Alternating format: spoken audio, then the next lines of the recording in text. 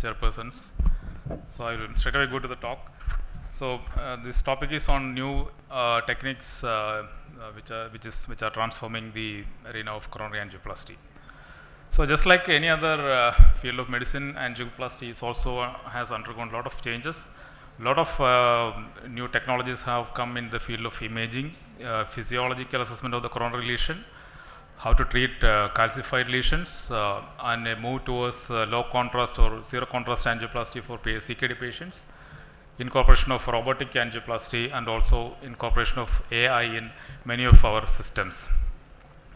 So if you look at the evolution of imaging in coronary angioplasty, actually the first one to be introduced was the intravascular ultrasound. Initially it was started in 1990s, but it was not very popular till 2000s when there was emerging data which shows that IVUS actually improves outcomes in patients with a complex CAD.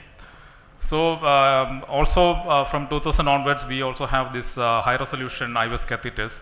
So it became a very common practice to use IVUS. This is an image of the IVUS. Basically IVUS is a small catheter with a piezoelectric crystal at the tip, and it uses sound waves to get image of the interior of the coronary artery. It is like doing an ultrasound from the inside of the artery. So you get the correct vessel size, the plaque characteristics, etc., etc.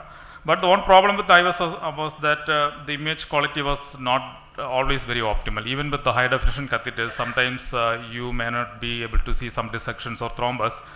So this led to the development of the next imaging technology called optical coherence tomography. So here the difference is that instead of using sound waves, OCT uses light waves. So light waves have a much higher frequency, shorter wavelength. So their resolution is in the micrometers. The resolution is of the current machines are in the range of 10 to 20 micrometers. So this allows you to see very clear images of the interior of the vessel wall. So even very small dissections, a very short length of malpositions, everything can be very clearly visualized. So OCT is also in practice since 2000s. And the latest imaging technology which has come to the market is called NIRS, or what's also called a near infrared spectroscopy. So this is usually combined with an intravascular ultrasound catheters. So what NIRS does is, NIRS is very specific for lipid pools. So it can detect plaques which are very high in lipids. So what is the importance of detecting them? These lipid-rich plaques are at very, very high risk of future rupture and producing an ACS. It has been shown that the chance of rupture is 5 to 10 times higher than a stable plaque. So almost, if you look at the percentage of patients with acute MI, almost 70% of MIs are produced by hemodynamically insignificant minor disease in the coronary angiogram, but they are rich in lipids. So if you can detect these lipid pools, probably if you are stenting an adjacent lesion, maybe you can use a longer stent to cover these plaques.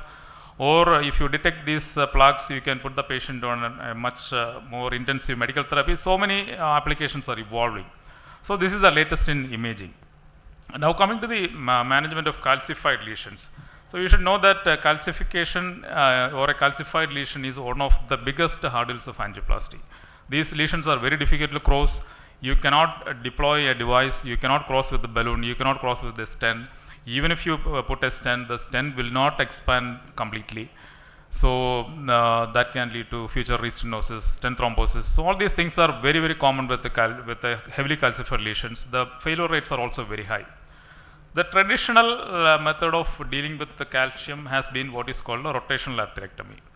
So basically it is a metallic burr which is coated with diamond particles at the tip.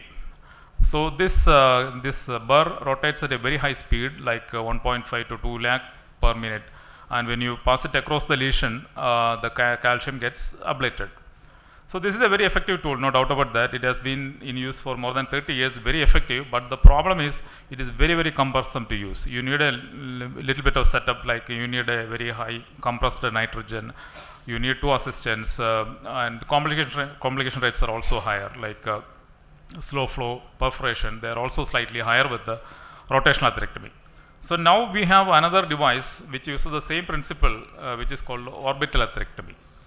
So this is again a catheter with a metallic, with a crown or a ring at the end of the catheter. So this rotates in a very peculiar fashion so that it ablates more amount of calcium. So you get a much higher lumen.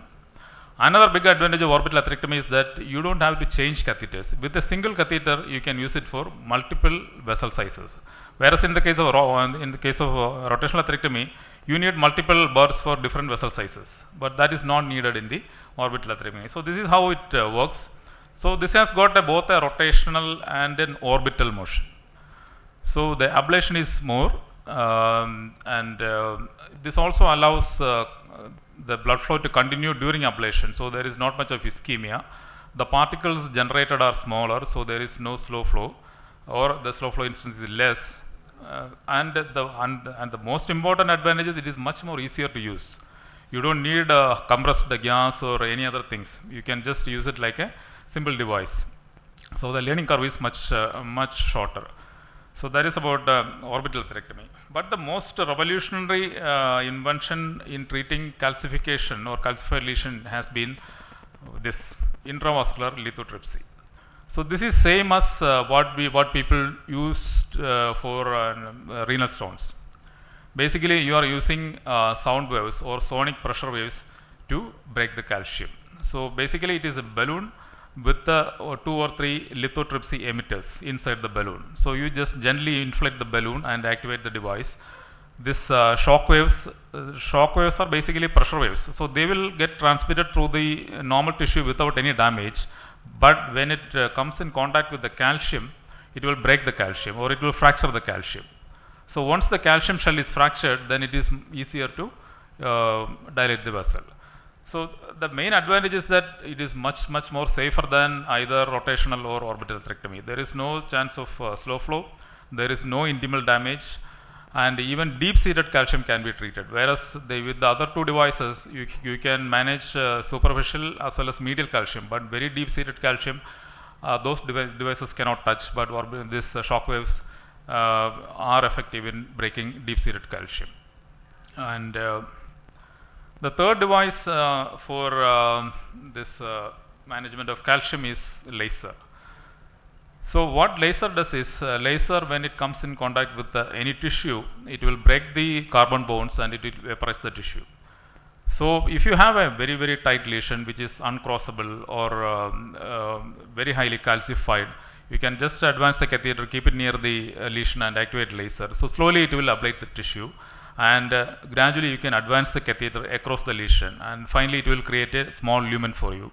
So once the lumen is created, then you can put in a balloon or a stent and then complete the procedure. So this is especially useful when you have a very uncrossable lesion.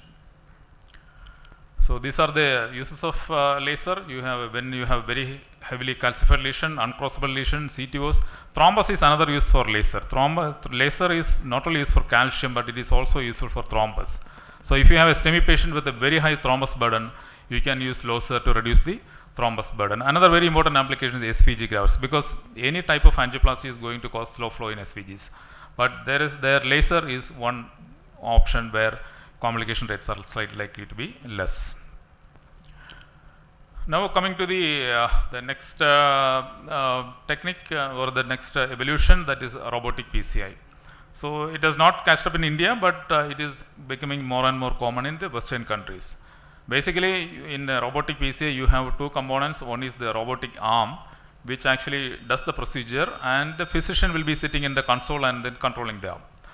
So what is the advantage of using a robotic arm? The main advantage is it is the occupational health of the interventional cardiologist, because in the West you cannot do more than a particular number of cases, because your annual radiation dose should not exceed a certain limit. So here, since the physician is not entering the cath lab, there is a reduction of radiation by about 85%. And people have also shown that robotic PCI is not inferior to manual PCI, and the failure rate is only about 4 to 5%. So, but if you are using very complex interventions like thrombectomy or atherectomy, then you cannot use robotic PCI. Of course, it is going to be expensive. Approximate calculation is that about if you do a robotic PCI, there will be an addition of about $900 extra. And then the last thing is about artificial intelligence. So artificial intelligence is now being incorporated into most of the systems. You have the AI enabled in the coronary CT angiogram, the OCT, IVUS, everything has now AI. And in future, AI is more likely to provide more and more valid data. It is also very, very important in predicting coronary artery disease. Like earlier, Dr. Prasanna Kumar said, we use Q score or Framingham risk score to calculate the future coronary risk. But these risk scores, inherently, they use very, very limited number of parameters. Whereas AI, along with the clinical data, genomic data, and the imaging data like calcium score, it can give a much better or much accurate prediction about future coronary events. It has been shown in trials that actually AI predicts future coronary events much better than conventional risk scores. So I think I will end my talk. Thank you.